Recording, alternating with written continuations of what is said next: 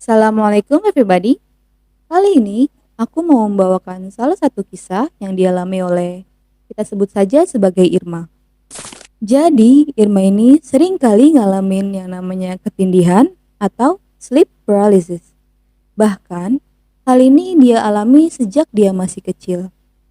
Bahkan hampir setiap dia tidur pasti dia bakal ketindihan. Dan di saat dia lagi ngalamin ketindihan, pasti dia bakal ngelihat sesosok makhluk. Walau udah coba disembuhkan, tetap nggak bisa hilang. Hilang sih walau cuma sedikit, itu pun nggak lama. Pada saat itu, Irma tinggal di kosan bersama temannya Hana. Irma pernah bilang ke temannya bahwa dia sering ngalamin ketindihan saat dia tidur.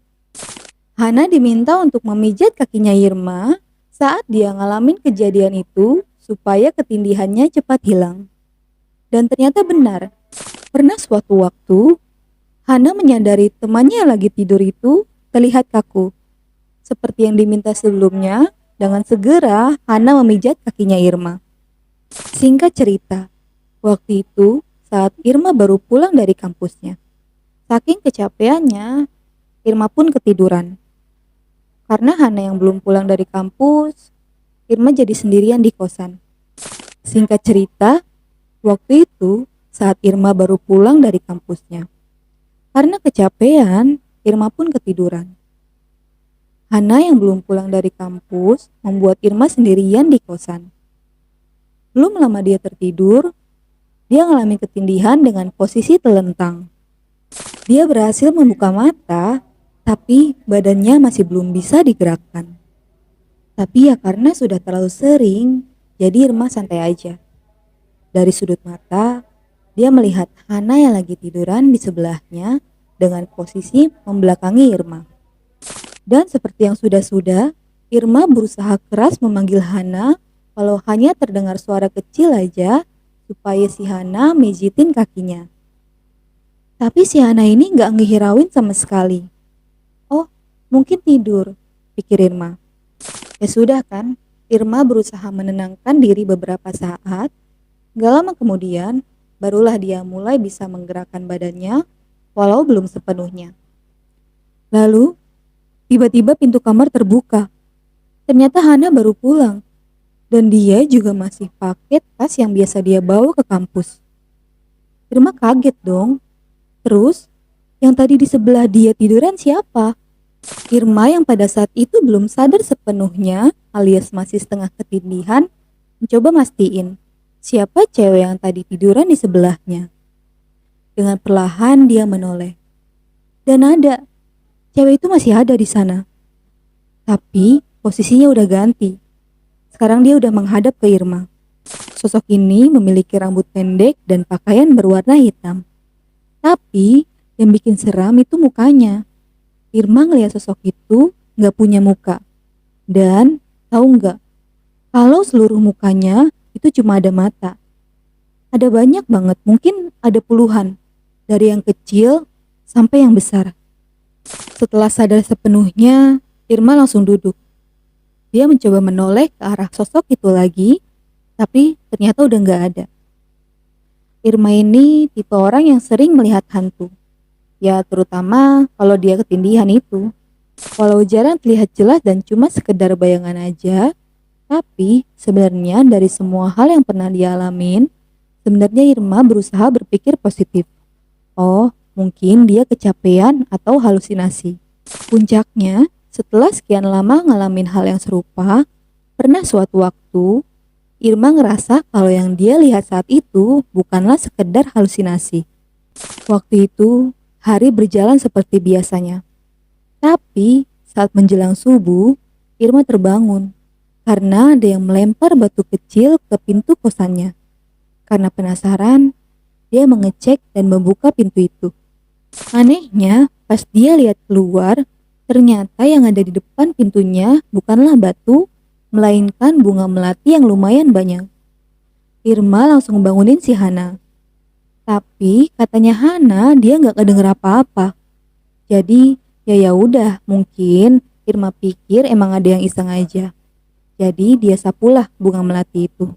Dan kejadian ini gak cuma terjadi sekali aja. Keesokan paginya, Irma ngalamin hal yang serupa, mulai dari orang yang lempar batu dan bunga melati yang berserakan di depan pintu. Paginya, Irma berinisiatif untuk menanyakan hal itu ke ibu kos. Barangkali ibu kos tahu kalau ada yang lagi ngejailin dia. Tapi, kata ibu kos, dia nggak ngelihat siapa-siapa waktu itu. Hal itu terus terulang sampai kurang lebih seminggu. Karena penasaran, dia cobalah begadang sampai subuh di depan pintu kosannya sambil ngobrol sama Hana. Kira-kira siapa sih yang ngejailin dia terus? Saat subuh tiba, dia gak ngeliat bunga melati seperti yang sudah-sudah. Tapi, waktu dia masuk ke kamar, dia malah lihat bunga melati udah ada di atas meja belajarnya. Di sini malah Hana yang paling histeris. Saking ketakutannya, dia sampai nginep di kosan temennya. Setelah seminggu berlalu, kejadian bunga itu udah gak ada. Tapi, malah muncul yang lebih parah lagi. Jadi waktu itu, Irma harus pulang larut sekitar jam 1 malam karena harus ngurusin event di kampusnya. Sampainya di kosan, Irma langsung pergi mandi, habis itu tidur. Gak lama tertidur, dia ketindihan lagi. Dia gak bisa gerakin tangan ataupun badannya. Dia coba ngomong pun gak bisa. Hana mungkin udah tidur nyenyak kalau jam segitu. Jadilah Irma pasrah, nunggu ketindihannya mereda. Waktu dia lagi mencoba tenang, gak sengajalah dia ngeliat ke kasur bagian kakinya. Di situ Irma kaget bukan main, tapi tetap gak bisa teriak. Dia ngeliat ada nenek-nenek bungkuk berdiri melayang di atas kasurnya. Sosok nenek itu seperti mbah-mbah Jawa dengan tubuh pendek mengenakan pakaian adat. Karena gelap, Irma jadi gak bisa lihat wajah sosok itu seperti apa. Tapi, dari penglihatan minimnya, wajahnya normal-normal aja, gak ada yang aneh. Dia juga ngangguk-ngangguk terus. Irma waktu itu benar-benar ketakutan. Tapi dia gak bisa ngapa-ngapain. Teriak atau bahkan bergerak pun dia gak bisa. Habis itu, tiba-tiba nenek itu ngangkat tangannya. Terlihat dia lagi megang sebuah benda. Dengan sambil ngangguk-ngangguk, benda itu dilemparkan ke perut Irma. Berhubung gelap, jadi Irma gak bisa ngelihat dengan jelas benda apa itu. Terus pas pandangannya balik lagi ke nenek itu, sosok itu udah gak ada. Dan Irma yang masih juga ketindihan, bikin dia gak bisa ngapa-ngapain. Setelah Irma tersadar dan bisa menggerakkan badannya, dia langsung terbangun dan mengecek benda apa yang dilemparkan nenek tadi. Ternyata benda itu beneran ada. Berarti dia gak cuma berhalusinasi. Bendanya itu persegi panjang, berwarna agak kuning, terbuat dari besi. Semacam besi untuk gamelan. Tapi cuma polos aja, gak ada ukiran apa-apa. Panjangnya sekitar 2 ruas jari. Kata orang Jawa, besi kuningan itu biasanya dipakai untuk hal-hal yang berbau mistis. Irma jadi gak bisa tenang setelah kejadian semalam. Dia gak bisa menyangkal kalau kejadian itu cuma sekedar halusinasi. Karena kan makhluk itu sampai ngelemparin dia benda. Dan benda itu beneran ada di depan dia. Sampai akhirnya Irma memutuskan untuk tidak menyimpan benda-benda berbau gaib. Khawatir nanti bakal terjadi hal yang tidak diinginkan dan takut syirik juga.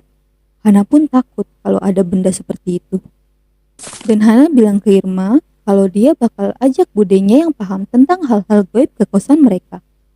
Seperti yang dijanjikan, datanglah budenya itu yang bernama Bude Susi. Sebelum memasuki kosan mereka, Bude Susi terdiam sejenak di depan pintu kamar. Lalu, Bude Susi membungkuk sedikit ke arah jendela. Irma pikir Bude Susi sedang menyapa seseorang, tapi ternyata gak ada siapa-siapa. Setelah masuk dan duduk, Irma langsung memberikan besi kuning itu kepada Bude Susi. Irma bilang dia mau balikin aja benda itu ke pemiliknya. Tapi Bude Susi bingung. Ditanyalah sama beliau, kenapa dikembalikan? Ini kan pemberian. Apa Irma digangguin lagi? Irma pun jawab enggak. Dia sama Hana udah sepakat buat gak nyimpen hal-hal seperti itu. Dan takut terjadi apa-apa. Lalu Bude menjelaskan, sebenarnya makhluk seperti itu sama aja kayak manusia. Kadang kalau udah memberi sesuatu ke seseorang, dan malah minta dikembalikan, yang memberi tadi bisa aja jadi tersinggung. Dan Bude Susi juga nggak bisa menjamin setelah benda itu dikembalikan, nanti Irma nggak bakal didatengin makhluk itu lagi. Tentu Irma dan Hana terkejut. Mereka nanya ke Bude, sebenarnya ngapain nenek itu berada di sini, seperti apa sosoknya, dan lain-lain. Dijawablah sama Bude, kalau nenek itu ada di sini dan nunggu di depan pintu, karena dia tahu kalau Bude Susi bakalan datang. Bude Susi kan punya pendamping, jadi nenek itu mau mastiin aja. Takutnya nanti pendamping Bude macem-macem ke Irma dan Hana. Bude Susi bilang kalau sosok nenek itu sebenarnya kayak nenek-nenek pada umumnya. Tapi dia pakai konde dan baju adat. Sosok nenek itu juga melayang gak nyentuh tanah. Tapi dia gak punya hidung. Terus Irma bilang ke Bude untuk minta tolong tanyakan ke nenek itu. Kalau bisa besi kuning tadi dikembalikan aja. Lalu Bude nanya ke Irma, boleh nggak kalau nenek itu masuk? Dan diperbolehkanlah oleh Irma. Bude lalu melambaikan tangannya seolah memanggil orang di depan pintu sambil mengangguk-angguk. Tiba-tiba kamarnya menjadi wangi dupa. Tapi wanginya nggak begitu nyengat. Bude Susi bilang ke Irma buat nanyain langsung ke nenek itu. Tapi yang halus. Tapi Irma bingung, gimana cara nanyainnya?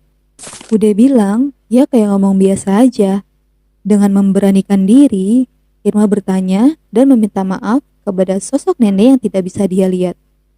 Dia bilang kalau dia menghargai pemberiannya, tapi dia mau mengembalikannya saja. Irma merasa kalau hawa saat itu benar-benar aneh dan tidak seperti biasanya. Bulu kuduknya perlahan-lahan terbangun, terus dia merasa kalau kepalanya semakin lama semakin membesar. Rasanya kepalanya seperti balon yang ditiup, yang makin lama makin penuh. Dia juga ngerasa sesak dan panik dibuatnya. Dia pun bertanya sama Bude, apa yang sebenarnya terjadi kepadanya dan kepalanya. Lalu Bude beberapa kali menepuk paha Irma, dan dengan perlahan, sensasi aneh yang tadi dia rasakan pun menghilang. Bude Susi bertanya ke Irma apa yang dia dapat. Irma jawab kalau dia nggak dikasih tahu apa-apa. Yang dia rasakan cuma kepalanya yang membesar seperti ditiup. Tapi Bude bilang kalau itu artinya dia merinding. Dan berarti sosok nenek itu tidak mau kalau benda yang sudah diberikan dikembalikan lagi. Yang berarti beliau tersinggung. Irma pun tidak tahu bagaimana cara menyimpan benda itu. Bude bilang gak apa-apa disimpan aja. Toh nenek itu gak ganggu-ganggu kalian lagi kan. Kalau mau, besi itu nanti Bude pinjam. Lalu Bude jadikan gelang. Bude juga bilang gak usah takut. Malah kalau besi itu disimpan, nanti nenek itu bisa ngebantu perjalanan hidupnya Irma. Kan siapa yang gak seneng kalau pemberiannya dipakai. Sampai akhirnya Bude Susi pun pulang. Irma dan Hana berdiskusi lagi. Dan mereka pun setuju kalau besi itu dijadikan gelang. Ya kalau memang memberikan manfaat, kenapa tidak? Dan semisal besi itu tidak memberikan manfaat apa-apa, ya sudah dijadikan gelang saja. Pada akhirnya besi itu pun benar dijadikan gelang oleh Bude Susi. Dipakailah oleh Irma. Dan syukurnya nenek itu juga gak pernah muncul lagi hingga saat ini. Nah, kalau menurut kalian gimana? Tulis dong pendapat kalian di kolom komentar. Terima kasih yang sudah menonton video ini. Jangan lupa klik like, komen, dan subscribe untuk dukungannya pada channel ini. Wassalamualaikum warahmatullahi wabarakatuh.